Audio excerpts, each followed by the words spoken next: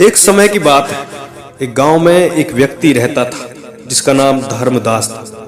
धर्मदास बहुत ही भले मनुष्य थे और उन्हें महादेव की भक्ति में विश्वास था। वे हर रोज सुबह उठकर महादेव के मंदिर जाते थे और उनकी पूजा किया करते थे। उनकी श्रद्धा और निष्ठा को देखकर गांव के लोग भी उन्हें बड़े सम्मान से देखते थे। एक दिन गांव में भयंकर एक्सीडेंट हो गया। एक भयानक आपदा के बाद धर्मदास का परिवार भी आपदा के शिकार हो गया। उनके घर का सामान बर्बाद हो चुका था। उनकी स्त्री और बच्चे भी घायल हो गए, परंतु धर्मदास ने इस दुख को भी महादेव की कृपा मानकर स्वीकार कर लिया और उनके प्रति आत्मनिर्भर बनकर वास्तविक भक्ति का अर्थ समझा। धर्मदास ने तत्काल ही अपने परिवार को अस्पताल ले जाया और उन्हें उपचार के लिए ठीक से देखभाल करवाई। उन्होंने समझा कि जब तक उनके परिवार को स्वस्थ नहीं मिलता तब तक वे उसी अस्पताल में महादेव की पूजा करेंगे।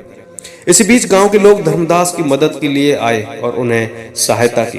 धर्मदास ने उनकी सहायता ग्रहण की और उन्हें महादेव की कृपा मानी। वे जानते थे कि अगर किसी को दुख में देखा जाता है तो उसके दुख में हिस्सा लेना ही सच्ची भक्ति है।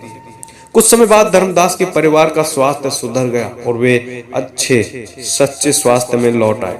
धर्मदास की भक्ति और संघर्ष को देखकर गांव के लोग भी महादेव की भक्ति में विश्वास करने लगे। तो इस कहानी से भी हमें यही सीख मिलती है कि महादेव की भक्ति में विश्वास और स्नेह के साथ ही धैर्य और संघर्ष की भी आवश्यकता होती है।